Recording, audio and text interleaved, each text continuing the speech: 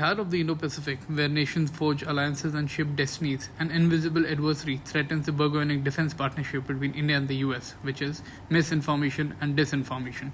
These deceptive forces infiltrate the public sphere, spreading falsehoods and creating misunderstandings that can have far-reaching consequences. Social media, a double-edged sword, amplifies these false narratives and providing a rapid and extensive platform for the dissemination of misleading information.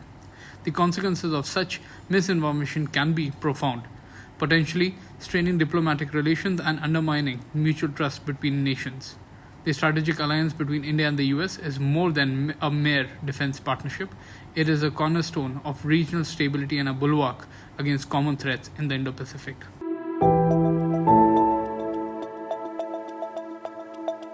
I think this partnership is already quite strong and is going to grow. But another major thing which I would like to talk about and then stop is that this also is already creating, and going forward is going to create more misinformation and disinformation, right?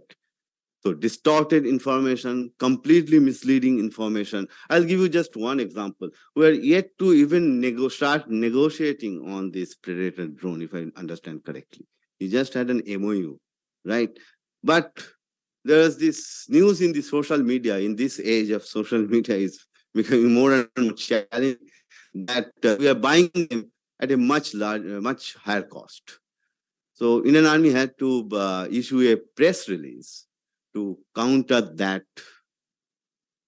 I think it's more misleading as well as distorted, both mis and disinformation. So my colleague Sucharita, we are doing a lot of work on that subject. Again, with support from US Consulate, Kolkata. She is going to speak about how to detect. So there comes the importance, the responsibility of the media. Before writing anything, even in the social media, it's better to check from relevant sources what exactly, and some of them are very, very technical matters, right? So this is one major objective of this whole project, to arouse interest among our media community, and also to develop their capacity for better reporting, better understanding of this subject.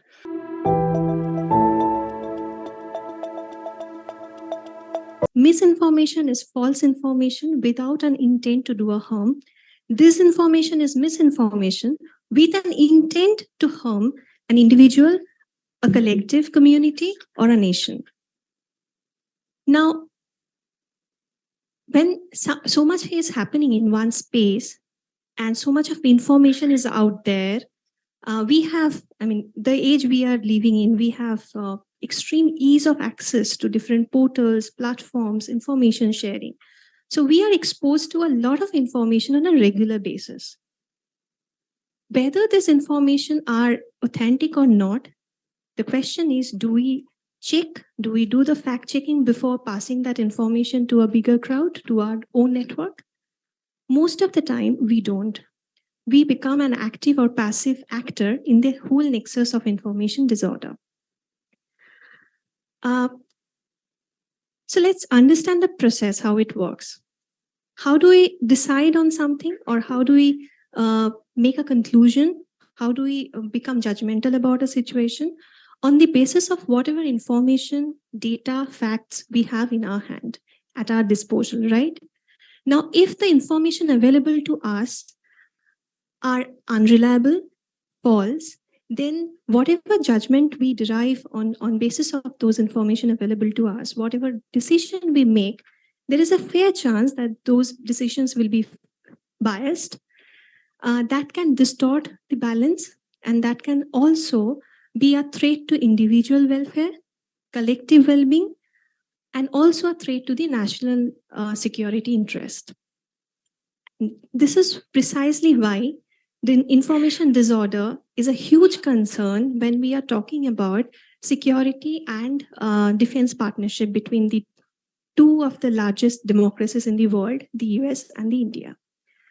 For the paucity of time, I'll directly refer to a couple of examples how disinformation or misinformation is creating a havoc in the space. A very recent incident is India's declaration during the visit of our Prime Minister to the state of procuring MQ-9 or the Predator drone. Now, the matter is still under consideration. A lot of negotiation is still, still needs to take place. But once there was this announcement about this particular topic being discussed among the two leaders, there was a lot of information that was flooded all over the social media, questioning India's decision whether or not we are doing it right to decide, while deciding to procure such equipment from the US, whether or not we are getting a competitive price. And this was followed accusation at a very rapid pace. When all this happened, at that point, the letter of interest was yet to be sent to the US, a letter of order and acceptance. All this is to be when the social media and people on the social media became judgmental about this decision. A lot of negotiation about the price and the price, also about terms and conditions, procurement process were yet to be decided. This is the threat, and this not only armed force in India, but also it can jeopardize the entire process of procurement, derail the entire process. This is one example. The other one is creating an image of your nation overseas, across the border. The scheme of Agnipath, how it was represented to the global audience through social media, was not really probably the appropriate one. Now, when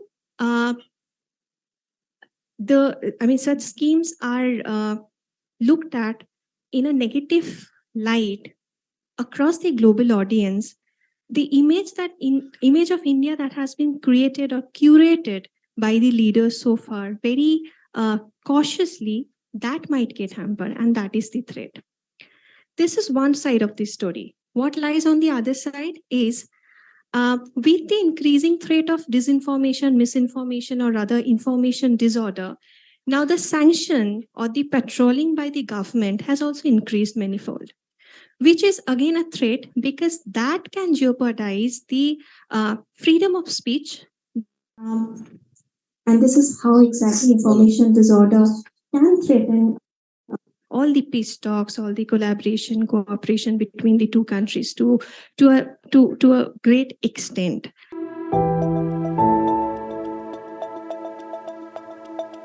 Journalists today operate in perilous information landscape. While technology provides tools for instant verification, it also fuels the spread of misinformation. This makes meticulous fact-checking essential, particularly when regional tensions are high. These agreements are transforming the way India and the US operate militarily. By combating misinformation and ensuring clear communication, we can strengthen this vital partnership and navigate the complex information landscape more effectively.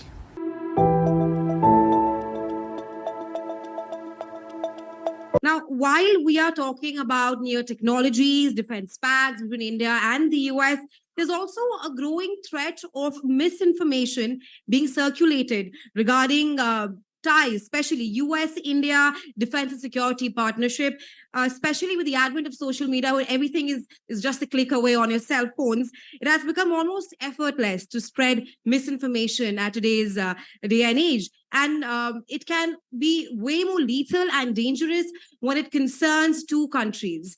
Now, I would like to take a moment here and also narrate an episode which happened just a few months back, in which there was a report which surfaced regarding the MQ-9B drones deal between India and the US. And this report, which was clearly false, It accused the central government of India of buying the drones at an inflated price, completely false, like I mentioned. But such misinformation, it can derail the procedure, the acquisition process further, and also cause some kind of hiccups and sourness between two countries.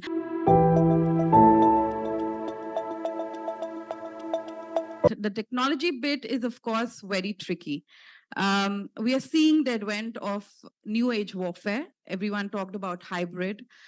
People talked about how everything is on a click of a button, right? You have your mobile phones where you are seeing news on a day-to-day basis. Twitter is the new normal for journalists and, of course, policymakers.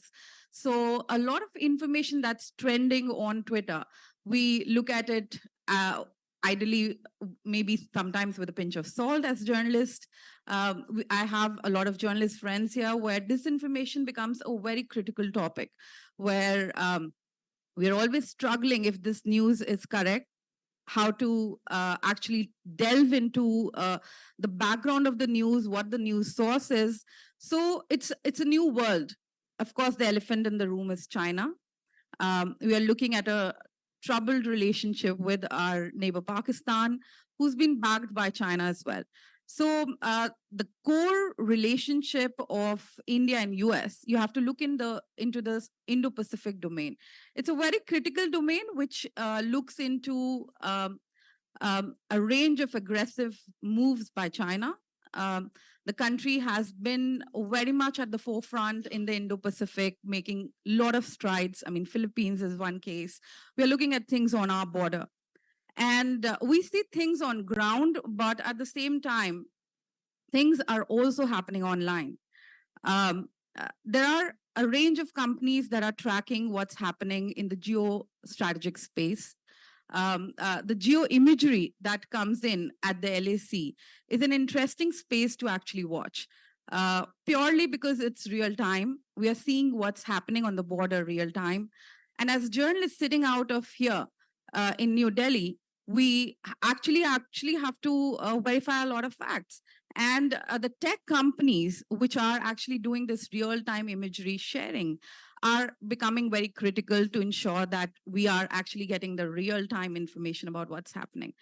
At the same time, there could be non-state actors sharing information. The flip side of technology is you don't know who's online. The anonymity gives you the power, as well as the anonymity gives you the power to derail things. So it's an interesting domain where we are looking at technology cooperation. IndusX is another great leveler. It's a great place where two ecosystems of two countries are coming together, ensuring that there are investments in strategic tech, that dual-use technologies, which are being used both by India, United States, and countries like China and other countries I wouldn't like to name.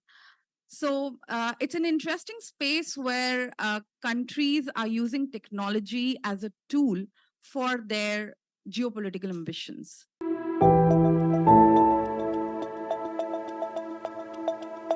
So 2016, Limo, the logistics agreement is the first probably, and if you see the transformation, see, it took a decade to do that. And for all the agreements to be done later, it took about 5 years. So since then, Limova, Sismova, Becca, then the industry annexure, and so on. So that's how things have changed. Within 5 years, we have done all the agreements. Now we are, in fact, talking to 3 more agreements. There's an air-to-air information sharing agreement in the works, security of supply agreement arrangement, and reciprocal defense procurement agreement. So they are again important agreements. Probably will take a year or 2, I guess, with the change of governments in both countries.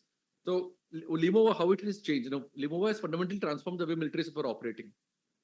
I mean, there were a lot of apprehensions on Limova for logistics agreement for a long time. Probably a couple of them rightfully so, but broadly there was a lot of apprehensions, misinformation as well. So I'll just bring in that aspect of misinformation, how we journalists deal with.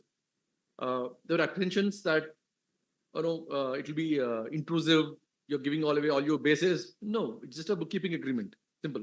You're just doing an annual compilation of all you do, the fuel you share, the exercise you do, just that. So how has it come handy? 2020, fast forward 5 years, start off with China. In high altitude, literally, the May 2020, divisions and divisions of the Indian Army were mobilized to Eastern Ladakh. 3 times the usual number. We have about 60,000 roughly there. So we were short of high altitude clothing. So it was so India invoked the Limowa with them. US supplied high altitude weather clothing to our soldiers. Literally, plane loads dropped in within days. I think the agreement was done in a couple of weeks, surprisingly fast.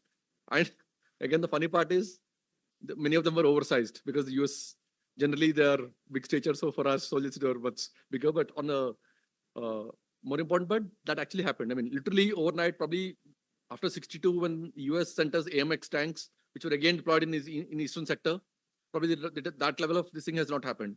Again, one more thing. Cooperation, those minor detail, intelligence cooperation.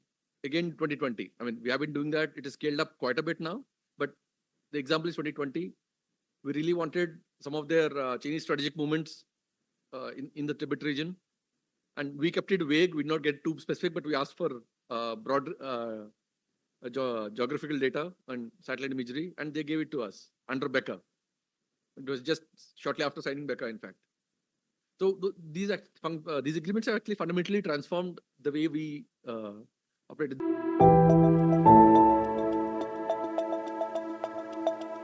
The India-US partnership is a cornerstone of regional stability. By working together, journalists, civil society, and governments alike, we can silence the whispers of misinformation and ensure a future built on trust, transparency, and shared security. Yet, the struggle against misinformation extends beyond journalism. In a world where authenticity is paramount, collaboration between India and US becomes imperative.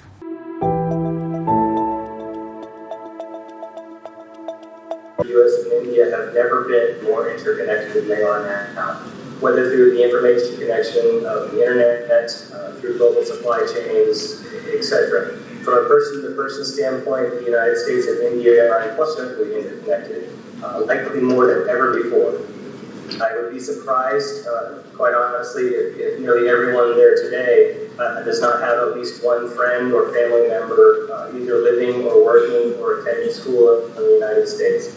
And as previously mentioned, some of our most prominent business leaders are Indian American, not to mention multiple political leaders, including our own current Vice President, Kamala Harris.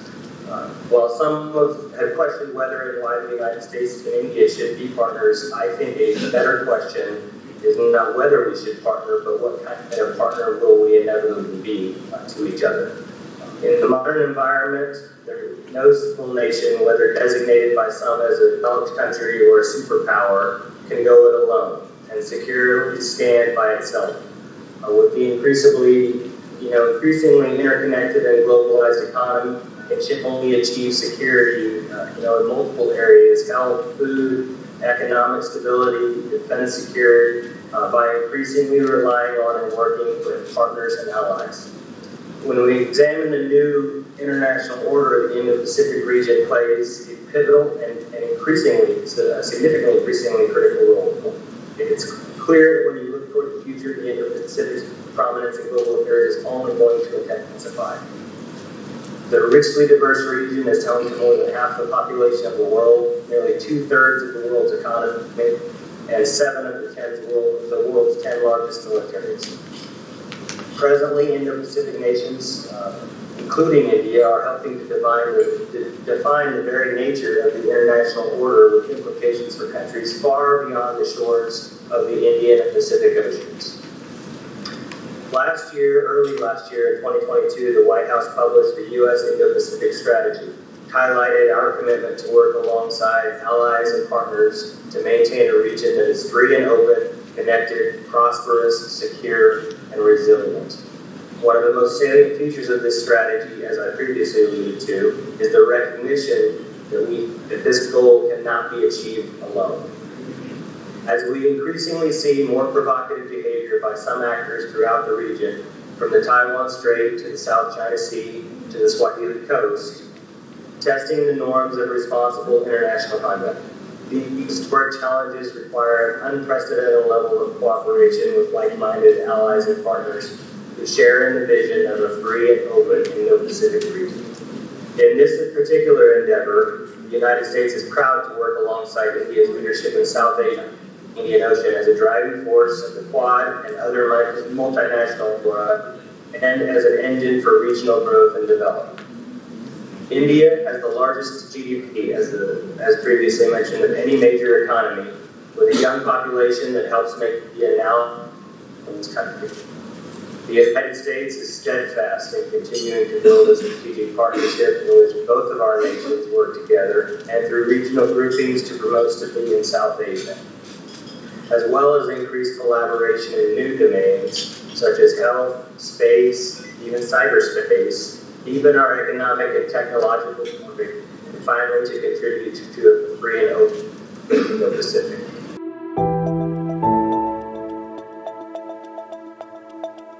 While deliverables and deliveries are obviously a very important part of the relationship, it's very easy to miss the real progress that we've had if we narrow it down to specific areas of cooperation or individual cases. It's important to recognize the US and India have never been more interconnected, whether through information connected on the internet or through global supply chains. People say one click today sets in motion the world. And certainly, if we look at our relationship from a people's standpoint, we're very interconnected. I would wager that virtually everyone in that room has friends or family that reside in the US. And it's no secret that some of our biggest business leaders are Indian American, not to mention our vice president. When I first got to India, I often see articles questioning why the US and India should be partners. But the longer I've been here, it seems to me the only real question is what kind of partners are we going to be? In this modern, globalized, and interconnected economy, the only way for a nation to attain health security, food security, and stability for economic prosperity is to work hand in hand with allies and partners. The US-India partnership is a cornerstone of regional stability. By working together, journalists, civil society, and governments alike, we can silence the whispers of misinformation and ensure a future built on trust, transparency, and shared security. Let us harness the power of collaboration to navigate the information landscape, ensuring a brighter future for both nations. As we confront the invisible adversary of misinformation and disinformation, the responsibility lies with all of us. Through vigilance, collaboration, and unwavering commitment to truth, we can fortify the bonds between India and the US, securing a resilient and prosperous and inclusive Indo-Pacific for generations to come.